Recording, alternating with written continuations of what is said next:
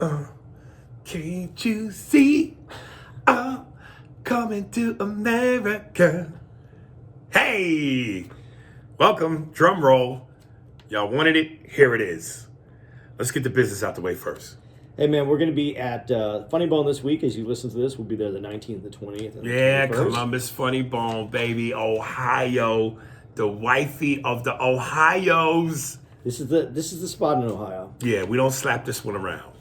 And then following that week, of the first week in April, we're going to be at in the Natty, Cincinnati. Cincinnati, baby. Funny Bone, the 2nd through the 3rd. Only 2 days out in it looks like in at the Funny Bone. That's it? Friday, Saturday? Friday, Saturday show only. Fuck it, I'll take it. Yeah. All right, so come see us there. Quick after that, we'll be in San Jose Improv the 9th through the 11th of April. Can't you see? I'm coming to America. You've been waiting for this. Yeah, but unfortunately, I did not get what I thought we was going to get out of this. You let the cat out of the bag fast.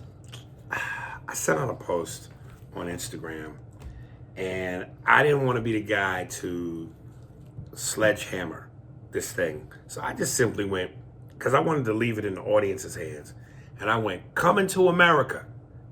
Yikes. And I put out the emoji of the face that goes, yikes. And I, asked, hey, what did y'all think? So before I say what I would say, let me ask you, what did you think? Well, what did I respond when you asked me? Because I saw it before you. What did I say? Oh, I said to you, how was it? Because you told me you saw it. And you said the words you used was cute and something else.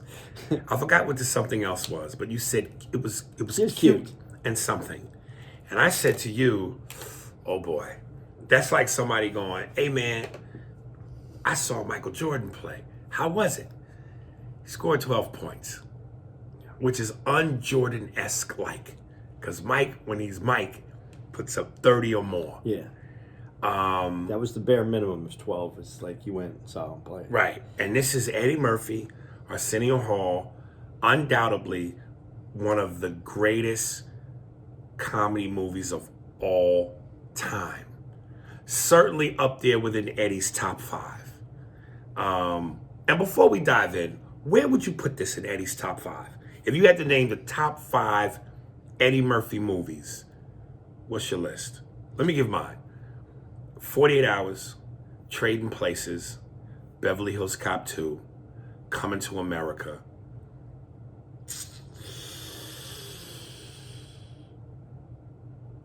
I want to say The Golden Child. Fuck that, I'm bugging. Beverly Hills Cop 1. Yeah. Beverly Hills Cop 1, 2, 48 Hours, Trading Places, and Coming to America. Coming to America is 5th on your list, or just no particular order, just the top 5. Yeah, but you can't. I can't. That has to be the same. Okay. I mean, you might want to put Golden Child. No. Another 48 Hours. No, not another 48 hours. I mean, because 1 and 2 of Beverly Hills Cop, awesome. Right. 48 Hours, the Right. original to me is awesome. And then what was the other one that you just said? 48 Hours, Beverly Hills Cop. Oh, Trading Places. Trading Places is like that. When you think of love, would you like a jacuzzi bath, sir? I knew y'all was a couple of faggots. Y'all ain't jacuzzi and nobody. Go ahead. So, and then coming to it has to be. I mean, I don't know what else. I don't know what else. Can you? But Golden Child that's an outside. It's outside. Yeah, Golden Child was cool, but yeah, it's not a hit. It's a home. It's a foul ball. Yeah, it's not an out. It's I don't know baseball terminology, but it's not a home run, but it's like a run-in score. Okay, yeah. You move the bat. You move the batters around. Yeah. Okay, I'll give it that. But that the movie still and I don't. The Disney movies I don't put up there at all. I mean, a lot of people like the Dr. Dolittle. I think all of Eddie's best work was 80s and very early 90s. Yeah.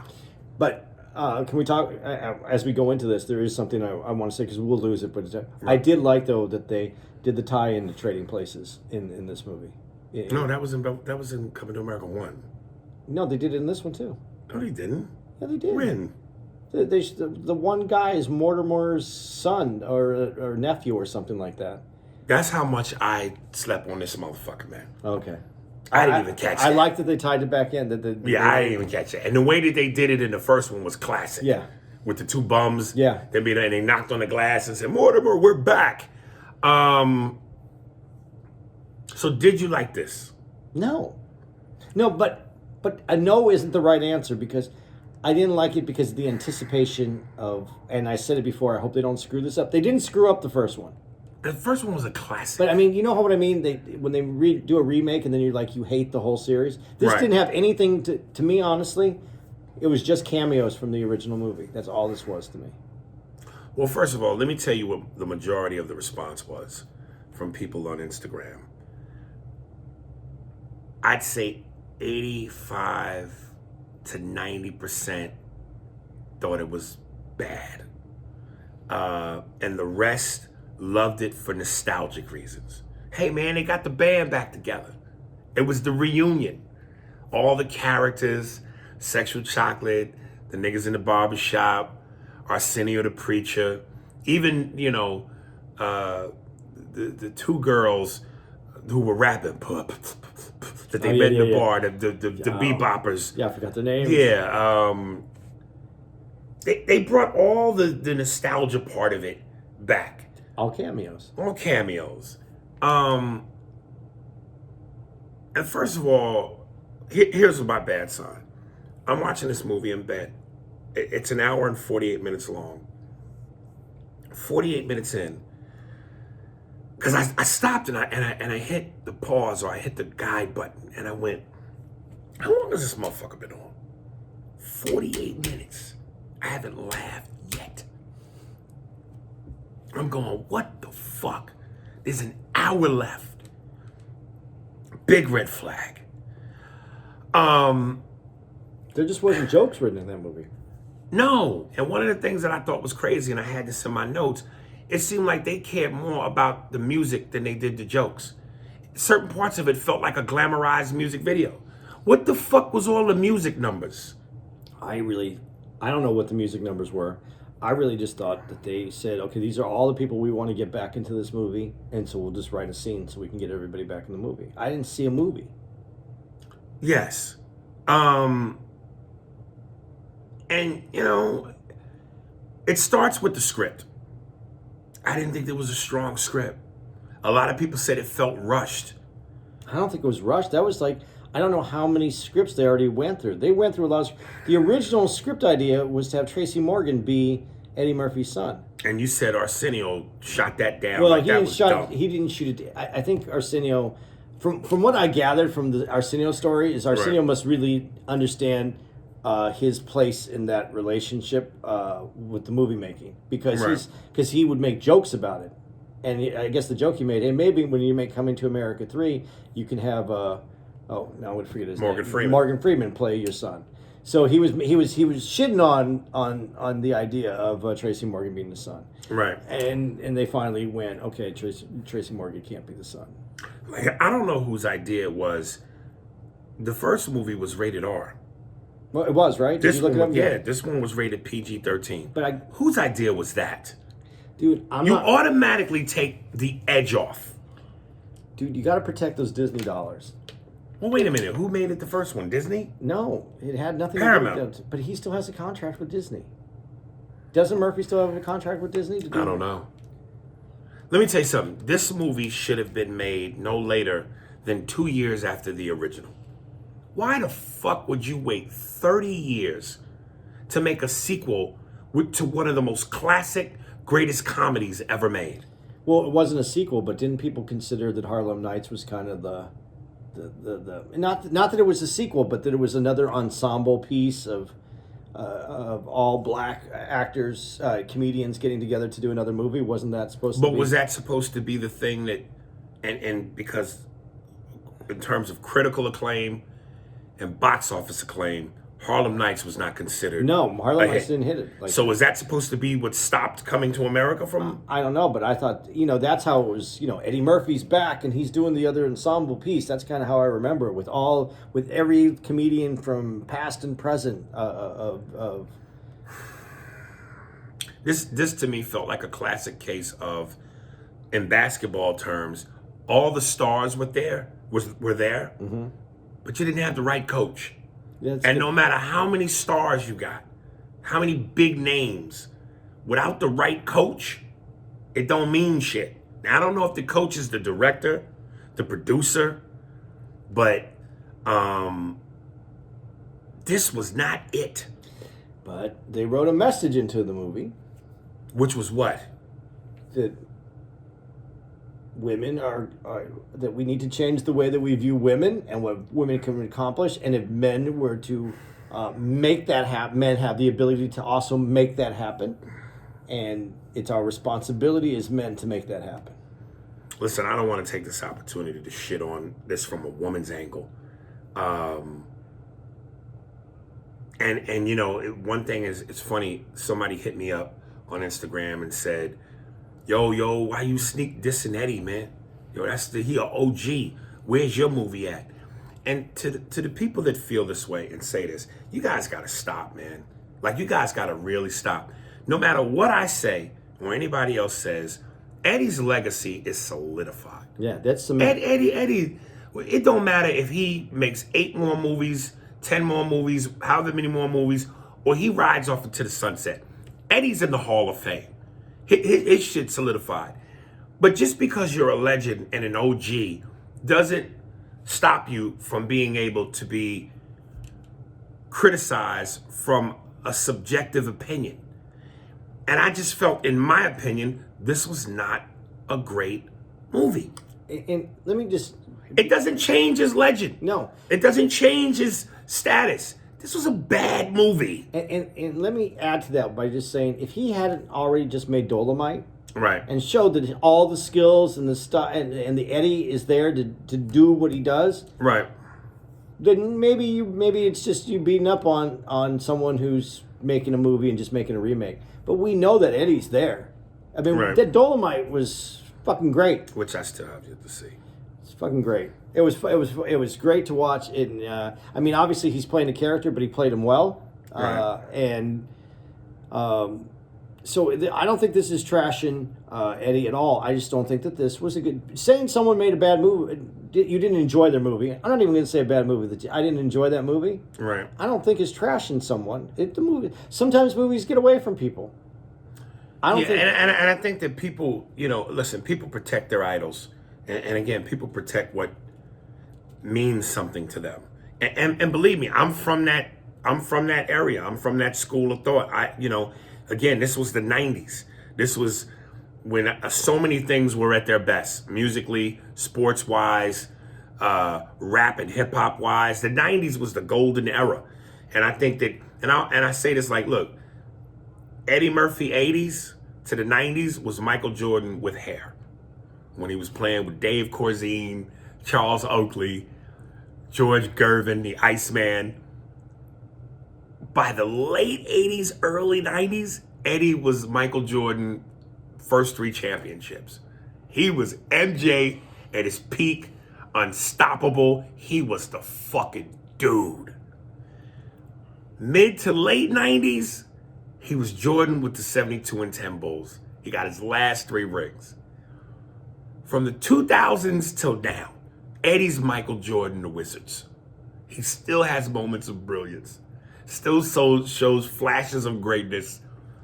Ain't the same dude, man. And listen, here's the thing about culture, pop culture. This is a young person's thing.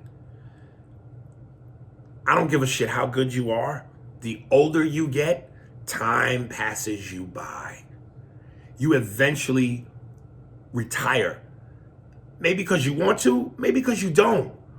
But so often because time just passes you by. You lose your relevance. You lose your relevance, dude. It's the reason why, listen, if Stevie Wonder could make a hit album right now, he would.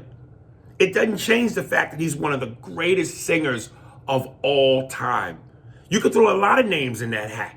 Patti LaBelle, Anita Baker, Shaka Khan, when she was alive, Aretha Franklin.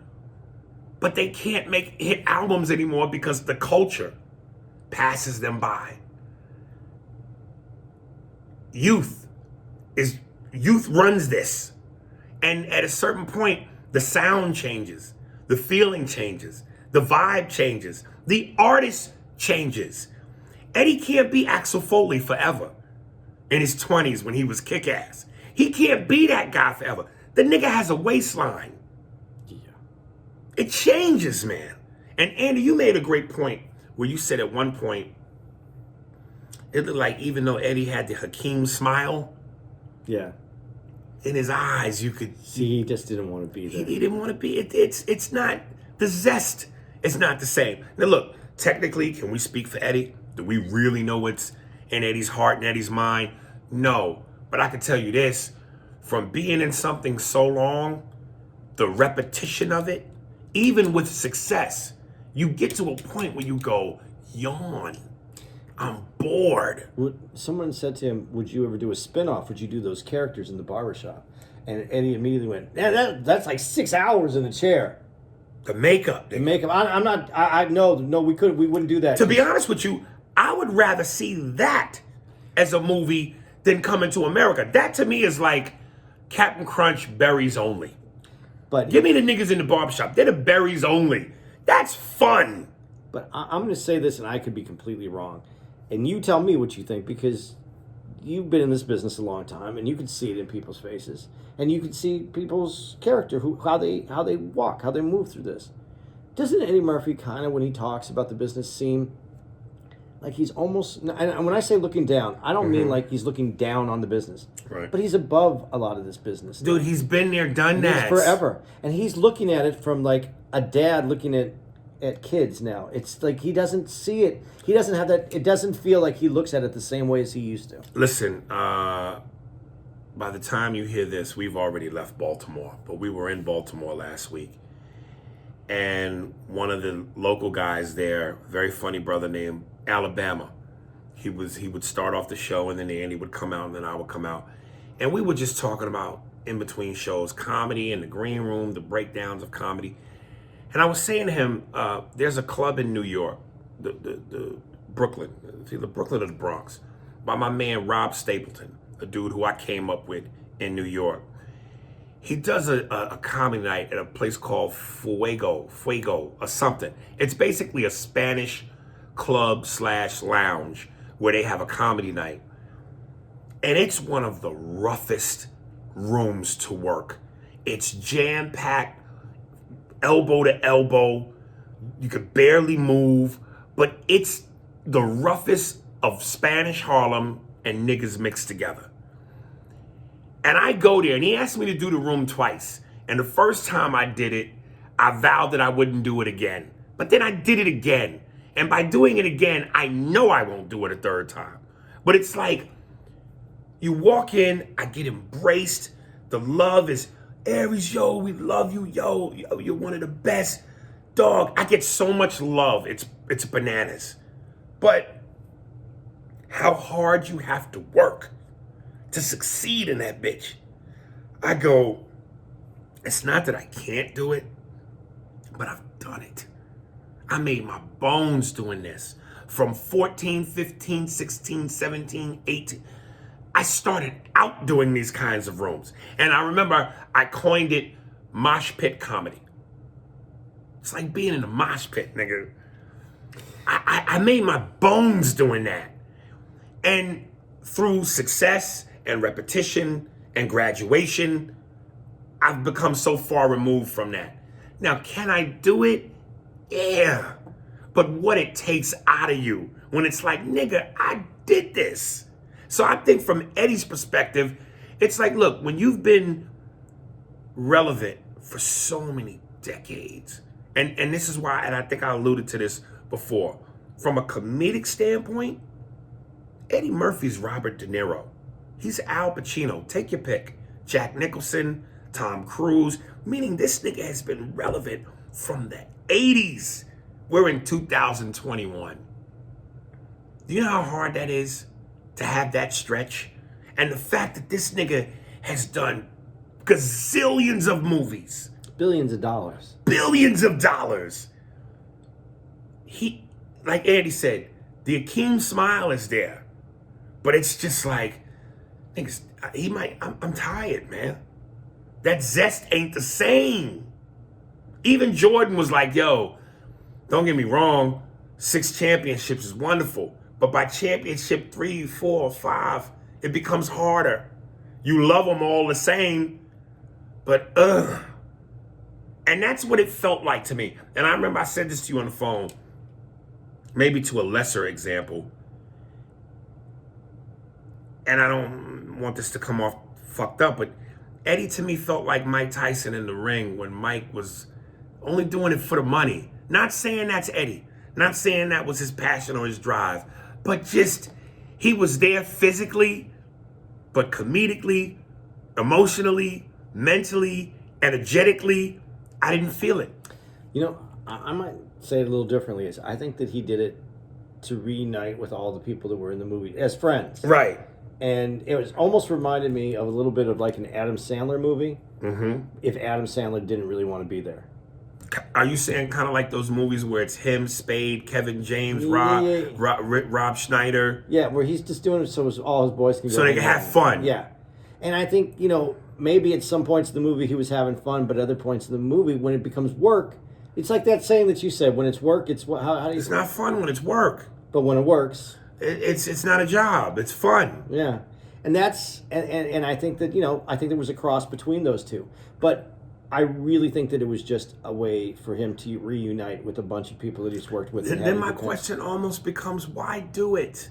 Because but isn't that a slight? Isn't that fucking the fans over though? Because we want a good movie. He gave him everybody back in the movie. I don't think that you go into it thinking I'm going to get tired of doing this when I'm in it.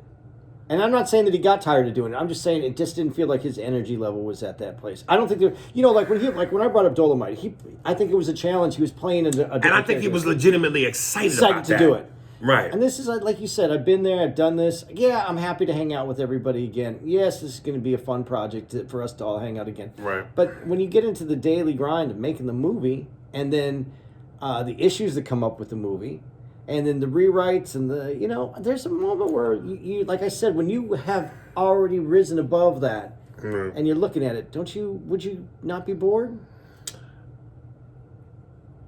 I could see how you might start out before you production thinking, yeah, I'm excited and the anticipation and what I could do and what it could be.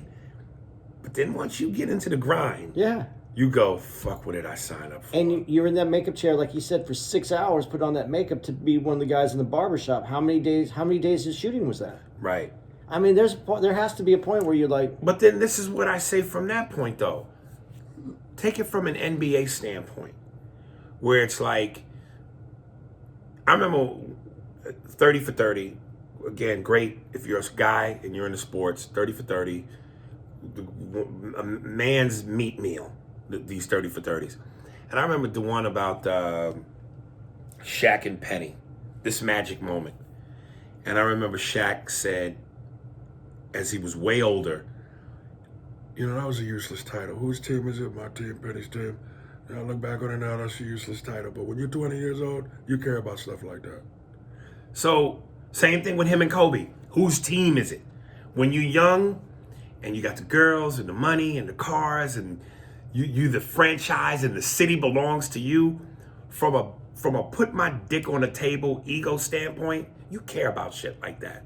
But when you get older and your body starts to deteriorate and you ain't jumping as high and you ain't as quick, you lean on your role players. You lean on your support system. And I'm just going, okay, so if Eddie's enthusiasm changed from the beginning, once he got in it, dude, you got 5 great comedians in this movie.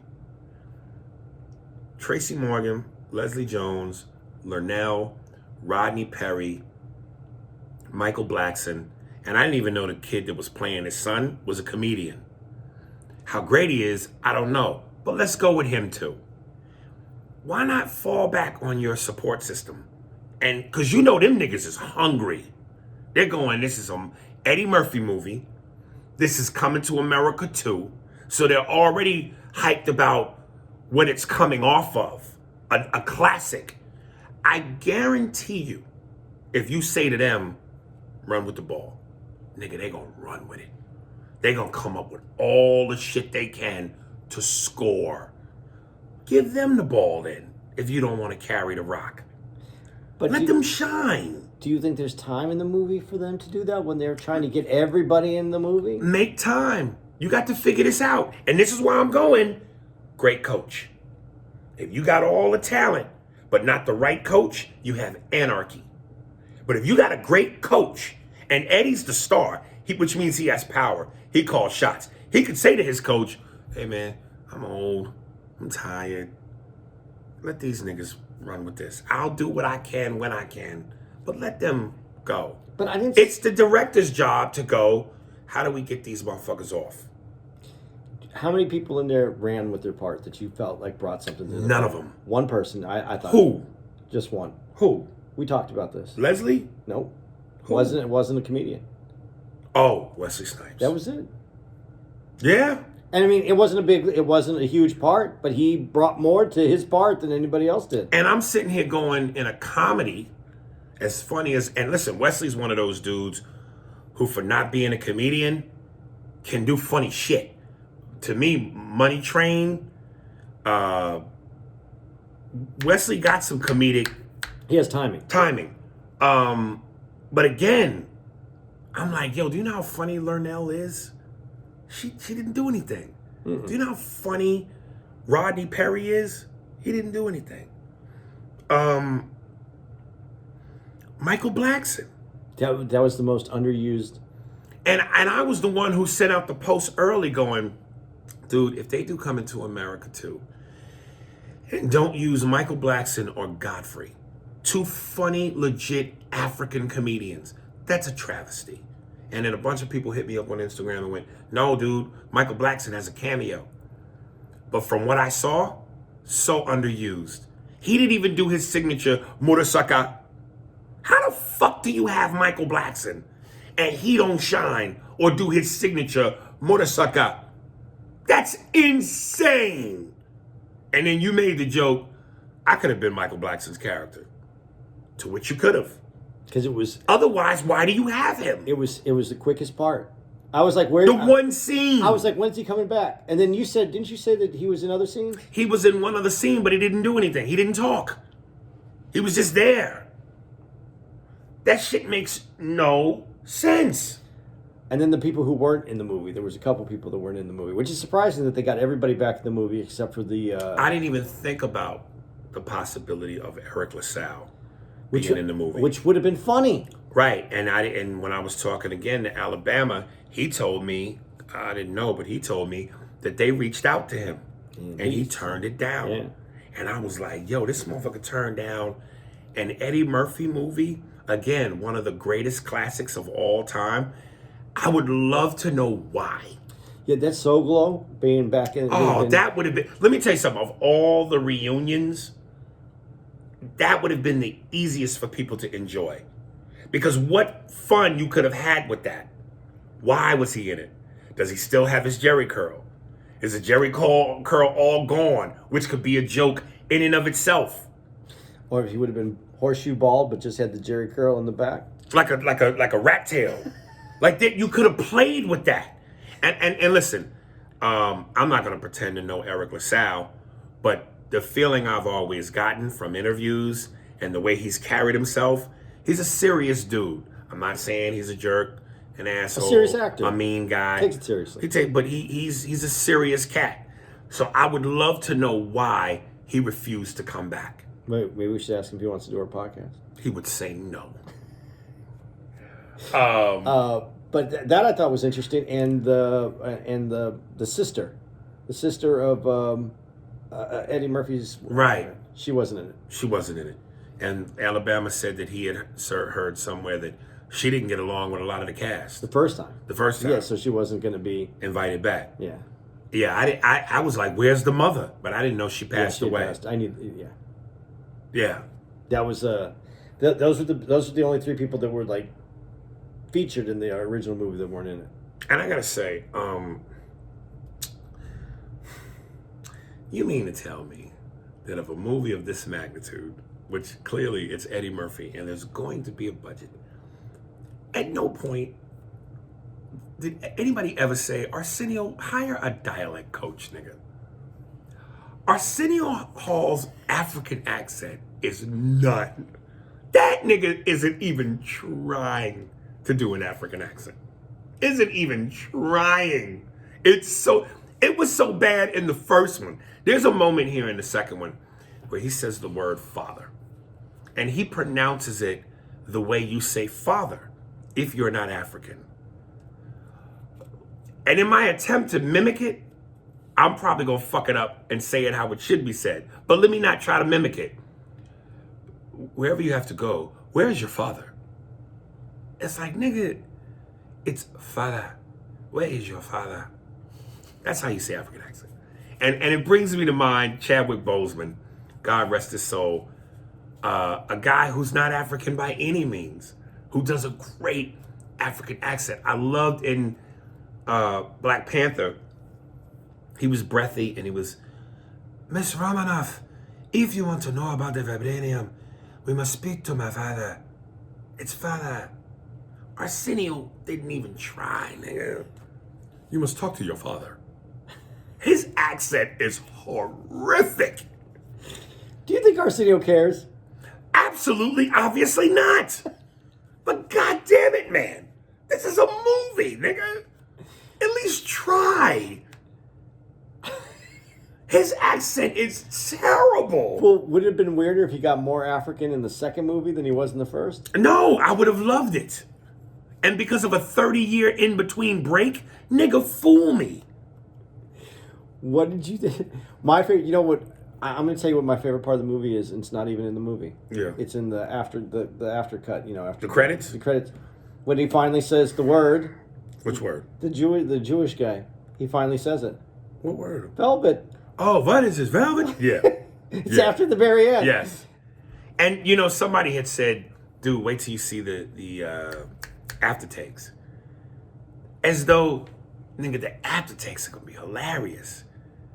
That didn't make me laugh. The aftertakes in life are hilarious. With him and Martin, that moment where Eddie goes, where Martin says something, he flubs a line and it goes, what's wrong, mustache too big? The other moment where they're driving in the car and Eddie's cell phone goes off. And clearly it's going off in the car. And Eddie answered, he goes, yeah, how you doing? Yeah, I know it's 1936. I'm the first one to have this. The moment where Eddie and Martin are both old, and Eddie said, "Go to sleep, nigga." What did he say? Something about pissing on the sheets. He said, "Nigga, with your weak ass." Martin said to Eddie, "With your weak ass bladder, shit, I hope you piss on yourself." And then he goes, "Well, if I do, I just take the sheets and I put them on you." And when he says it, look at Martin. Martin starts dying. The lights are off, but Martin starts cracking up. Nigga, even the outtakes from Coming to America were lame. But you were really mad at this movie. It did not deliver on any level.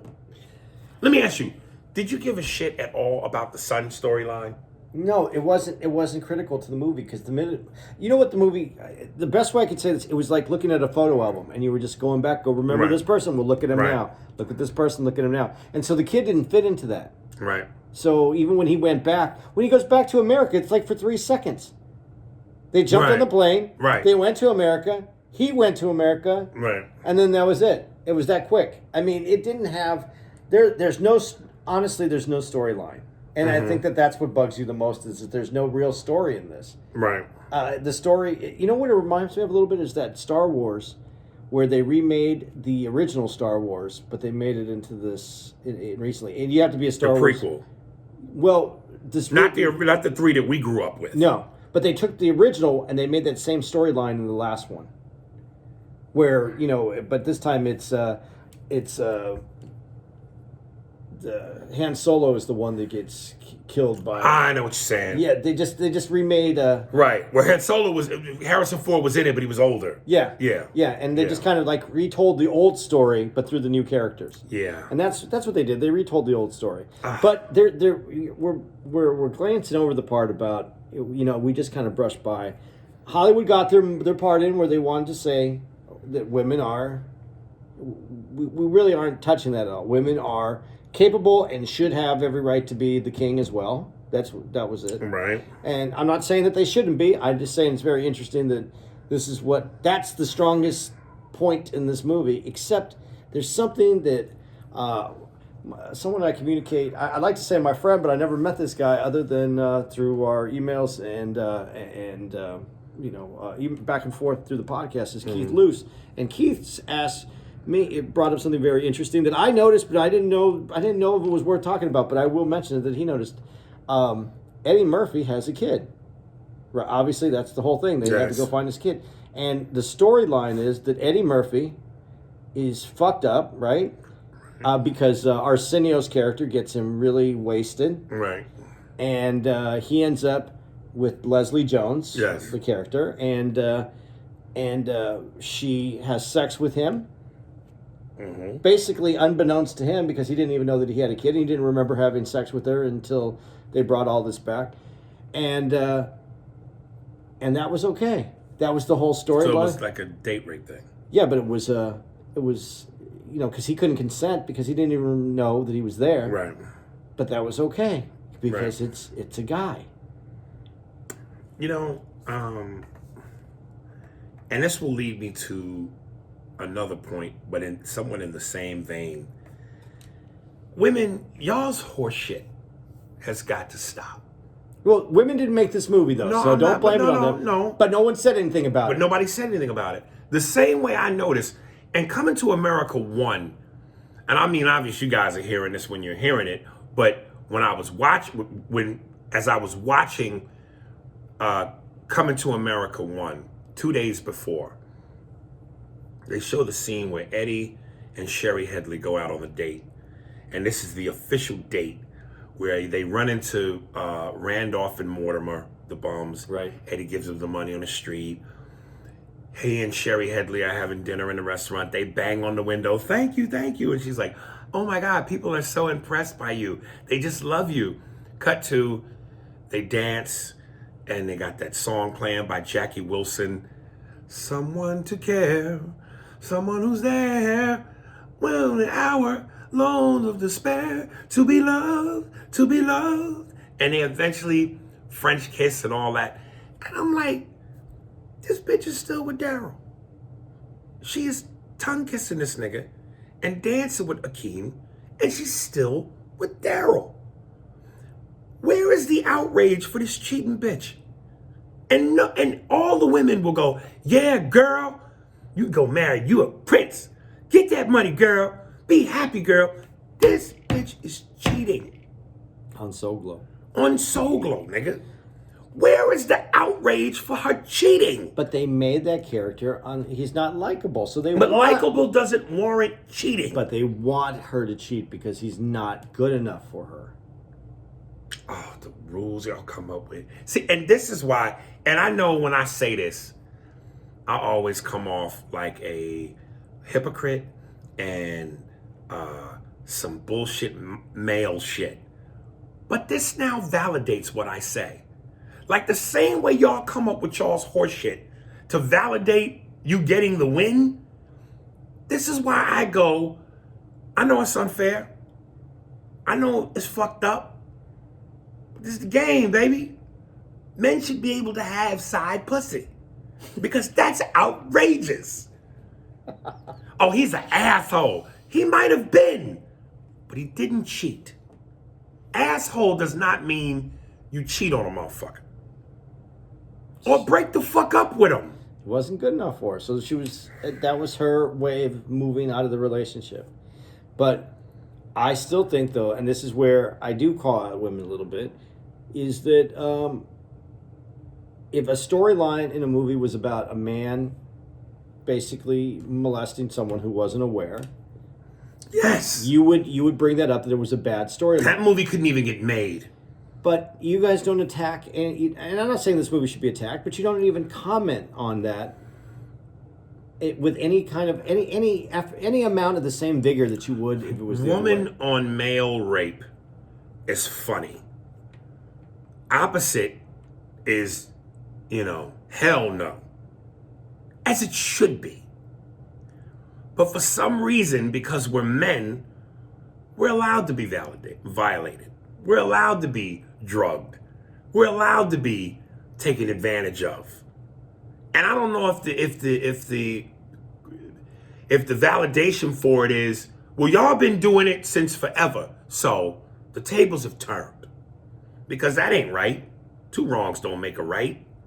But to his point, come on, man. Again, that's that cake and ice cream and eat it too. You want equality, but come on, man. When it's truly time to get equal, we're not playing right. I mean, just a little side note could have been said. The movie was whatever you thought of it. I don't appreciate the storyline. I think it still puts, sexual misconduct or rape. And listen, yeah, however you want to look at it. If Rihanna, Beyonce, Megan Fox, or Halle Berry rape you, what real man is going to the police? When Leslie Jones rapes you, that's rape, nigga.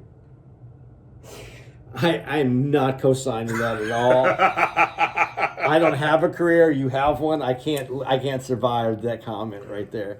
Leslie is very funny. Actually, she looked good in the movie. Okay, I'm trying. Hey, Fix brother. what you had to say. Brother. And that scene where, that was so predictable. We knew that was. Yeah.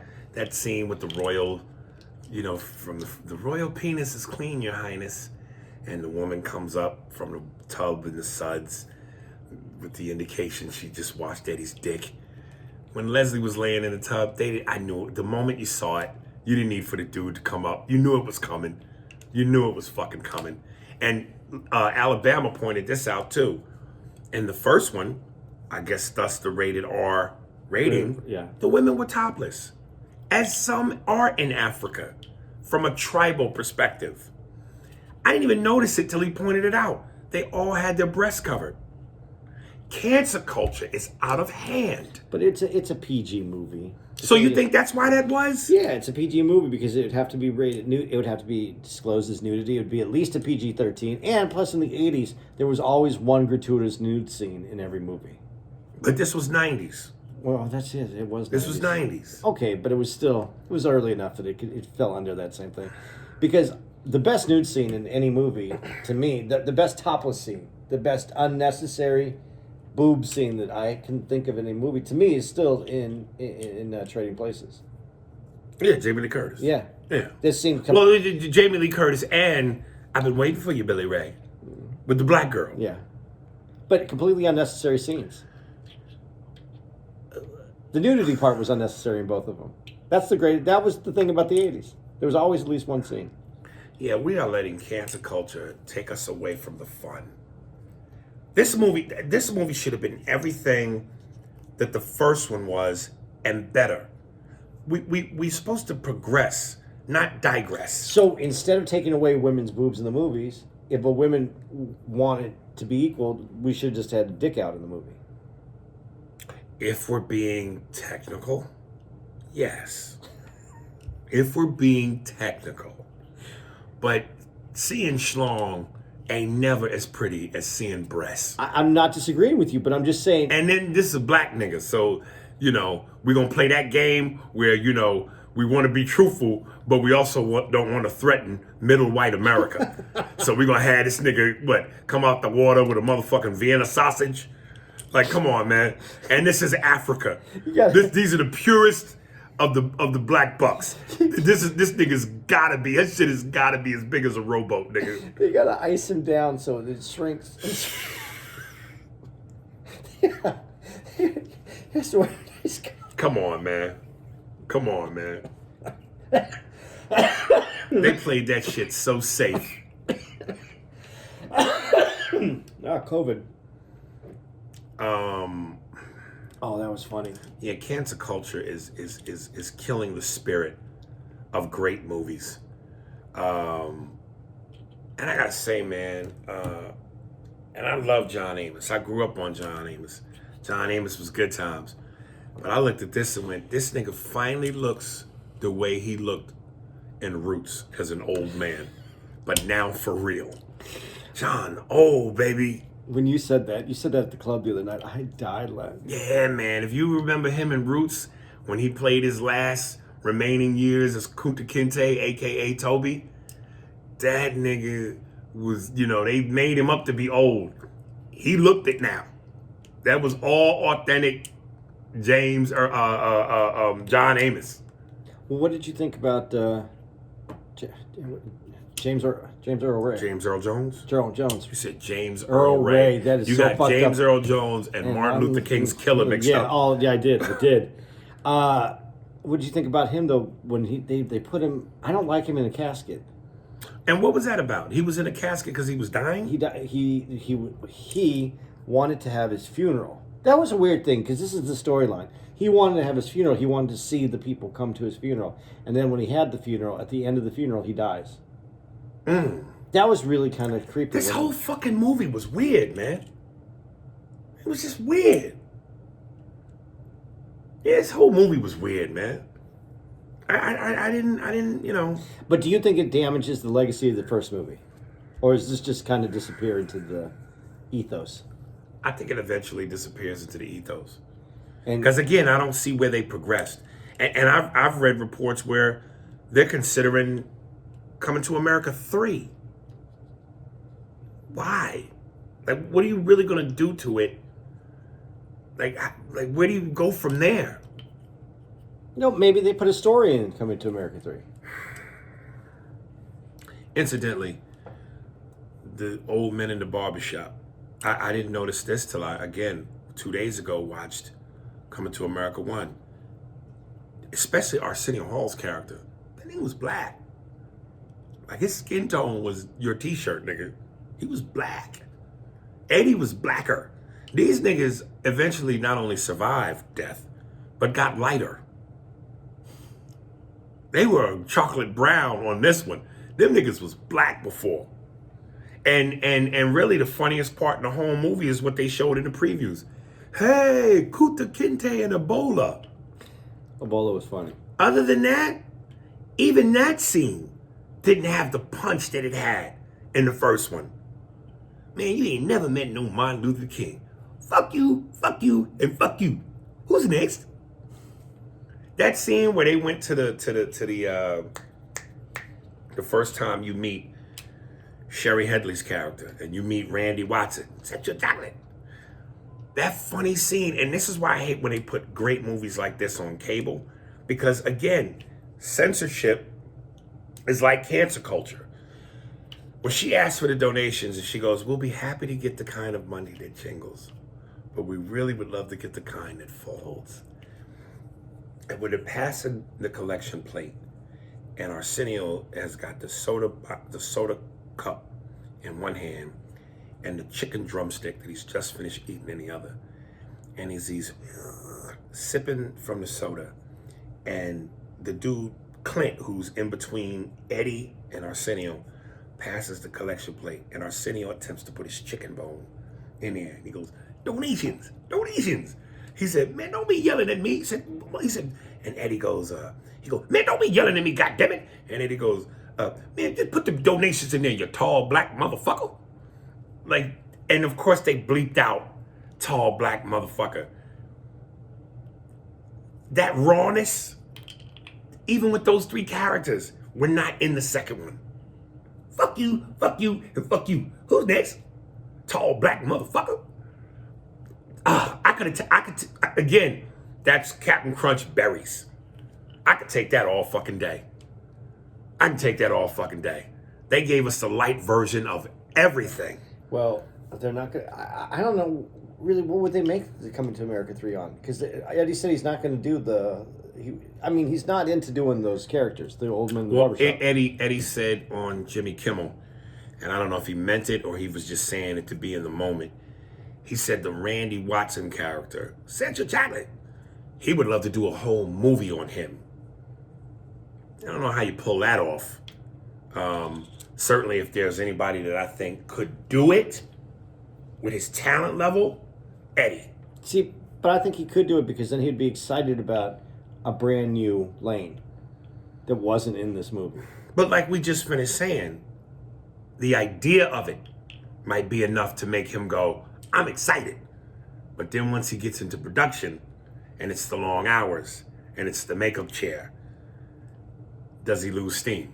I don't know, did you hear that the idea for doing for getting Eddie Murphy back into stand-up, which it sounds like he would like to do,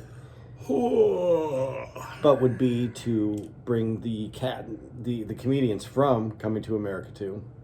And have them open up for him? Well, they would all be in the show. They would do a King's Comedy. That to me smells like Eddie leaning on them so that he doesn't have to do a lot of work. Well, I don't, as a comedian, as you know, as a comedian, I don't think that if someone in Eddie's position would allow that to happen, though. Eventually, you'd want to dominate that. I don't know that you want to dominate it when you're Eddie. That to me reeks of have them come out and all do a large amount of time. I come out and do 20 minutes. They're going to do the bulk of the time. That's fine because he doesn't have anything. He hasn't been doing comedy, so he could start off with 5 minutes and move up to 10 minutes and 20 minutes until he got... But do you think that people would be fooled into thinking that they're going to that show knowing Eddie is the headliner, they're going to get an hour? As long as the entertainment was good, I think they'd be happy with it. And they had like some title would be Coming All Over America or Coming All Over America. That's funny. Yeah, it's really funny. That's funny. But I think that would be great, and I think it would be great for Eddie Murphy to get if he really wanted to do stand up. That's a really funny title too. Yeah, that's Coming All Over America. I think that was Arsenio's title. Oh, really? Yeah. You didn't come up with that? No, I wish I would have. Oh shit! I thought you was brilliant for a second. No, I'm not brilliant. That was Arsenio. Dude, I learned this weekend at Baltimore Comedy Factory. I'm far from brilliant. No, but it would be a great way to get him back into. It would be a way that I think that it would be because you can't be. I just think it would be so hard to be Eddie Murphy, and go to a comedy club and go. I'm going to do 5 minutes or 10 minutes because I'm working on. Mm-hmm. And I want to get an hour. But how do you even start off with 5 minutes if you're Eddie Murphy? Yeah, I don't think his ego would allow him to subjugate himself to 5 to 10 minutes of working out. Truly working out. With nothing. And then going through the pain of that. I just don't see it. I think he has enough in his life that he probably has 5 minutes. I don't doubt that he has enough for 80 specials. But just because you got it going on in your head, how you execute what comes out of your mouth is the work. But that's why that tour of them all together would give him that. Maybe.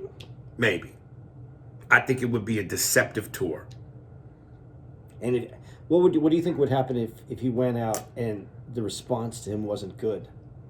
Like if it wasn't funny what the audience thought was funny. In terms of him? Yeah. Do you think he would? I mean, because he's still a real comedian, though. That's a good question. You have to have a thick skin when you're a comedian. He would have to be able to deal with that. You would have to. Well, you would think he would. But again, when you're that high up in the realm of greatness and expectation, and you can't fulfill that expectation,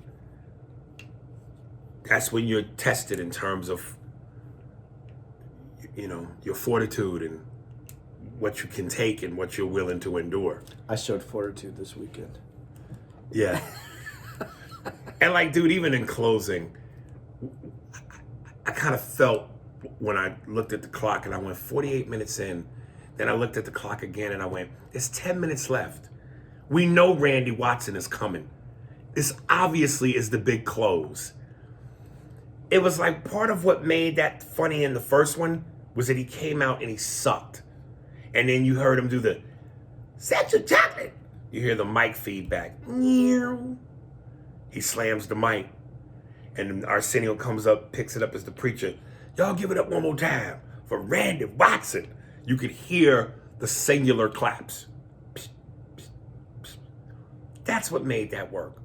The fact that they didn't stay true to that character and they made him come out and he did a big celebration number that the entire cast was in unison with. Yeah. We are family. Dump up on my me. And everybody's in happy dancing. This is the end of the movie. Yay! What a disservice. What a disservice to the movie, to that character. You immediately what made Randy Watson funny, you took that away by doing that. Yeah, that was a dud. That was a dud. He was supposed to come out and do exactly what he did before, maybe even worse. Sing a different song. I believe the children. That was a classic. Make him butcher another classic. So do you think if, when they gave the big intro, Yeah. and if everybody would have went, and Right when he came out? Yeah, and started walking, like leaving the room or what? That Yeah, I could even see it just like you said. He comes out, he's not even 30 seconds in. This nigga stinks. Everybody leaves. And it's just Randy by himself. You hear crickets, but he's still performing his heart out. And then you have someone show up at the end like, I'm sorry we're late. And they go, the real band's here. And then I would even go play it how they played it in the first one. His only fan was Clint. That boy good. Yeah, good and terrible. Maybe Clint is the only one standing there. As everybody else has left. Randy is staking the place up. So the credits go, and it goes through all the credits. All the credits. And then there's Clint. Boy, that boy good. Just by himself. Like, come on, man. You're right. That would have been great. Yeah. All right, so there it is, y'all. So 1 to 5, what do you give it?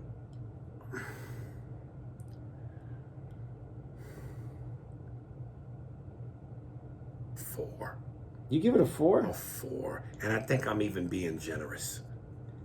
It was bad, man. It was bad. As an ensemble piece, I give it a solid 4. As a movie that I want to go see, I give it a 3. Let me ask you something. And obviously, if you got Amazon Prime, you were able to get that for free. Yeah. Or for whatever you pay for Amazon Prime.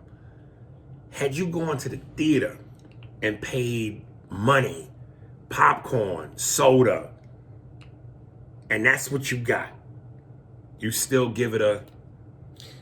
I'd give it what I gave it. I'd feel the same way I did about Hangover 2 and Hangover 3. Right. I'd be mad that I saw it, but, I would still be like, I wanted to see all those guys. Right. But I'd be mad that they didn't give me more. That they just made a movie. And that's the better example is Hangover. Those movies that were just made for them all to be in the movie again. Because Hangover 2 and 3... Hangover 2 was bad. And it was so bad that I thought... Hangover 2.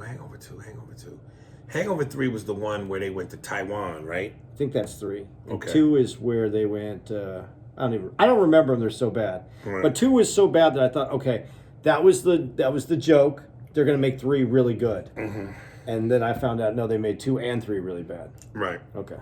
But that's how I would have felt about it if I saw it at the movie. Same way I felt about that. I would have been disappointed not to have seen it. Right. But I would have been mad that they didn't give me more. That's what I'm mad. I'm mad that they didn't give me more. That's all. Okay. Real quick, folks. So, announcing now, of course, you're hearing this today, Wednesday. Tomorrow, Thursday, you'll hear the email episode. And then on Friday, we're giving you a third episode because what originally happened was we were going to try to talk about Megyn Kelly and Bill Maher on some racial shit that we saw that we had to talk about. And we foolishly thought we would have enough time to squeeze in that and this. But of course, the racial shit went all the way to an hour. And we definitely had to come out with this first as opposed to vice versa. Because to remain somewhat topical and within a certain time frame, we had to give you Coming to America, which we just did. So you're hearing this today, Wednesday. Of course, tomorrow, Thursday's the email. But this Friday will be our Megyn Kelly, Bill Maher racial discussion. We think it's going to be this Friday because we may put this on our Patreon and it may be released Monday or something like that. We may put it on our Patreon early. So if you want to get it on Patreon, okay, if you want to, but it just be on the lookout. Okay, but it's coming up. It's Yeah. going to be coming up. You're going to get a bonus episode. We just want to give some stuff to our Patreon people that are starting to subscribe to us so that they get a little extra content a little early. Plus, we have some more content that's going to be coming on Patreon online. We have been working to get all of our social media sites up, and now we're going to be working on Patreon. So you guys who have subscribed to our Patreon, we appreciate you. We're not overlooking you, and you're going to start getting a lot more stuff every week. Yeah, but if in fact you do get Megyn Kelly discussion with Bill Maher on Friday, you will have gotten the trifecta. You will have gotten the dick and the balls. Sometimes we just give you balls and no dick, or sometimes we give you dick and one nut, as though there's a testicular cancer situation going on. But if we should give you Friday, that means you got the nuts and the dick. But you're going to get it either way. It'll eventually be on here. If not Friday, it'll be on here probably Monday. And Patreon's $5, man, just to get on our Patreon, and you can check that out. I need the money. I'm trying to move, so I don't know. Damn, did you hear that plea from the Jew? I'm the poorest Jew you know, so just... Hey, man, and I'm the most non-athletic nigga you know. So it all evens out. I guess it works. All right, coming up, this is Jay Gainez. Jay Gainez. iTunes / Apple Music at Jay Gainez. Gainez. Instagram at Jay Gainez. Jay Jain. What is it, Gainez? Gainez, I think. It might be Gainez. Jainez _ Instagram. Facebook, Jay Gaines, Jaygaines. Twitter at Jay Gainez, Jaygainez. Spotify, Jaygainez. SoundCloud, Jay Gainez. All platforms, Jay Gainez, same spelling. Song title, West Side, featuring Scott Ducati, off the Ep 6 Deuce. Enjoy.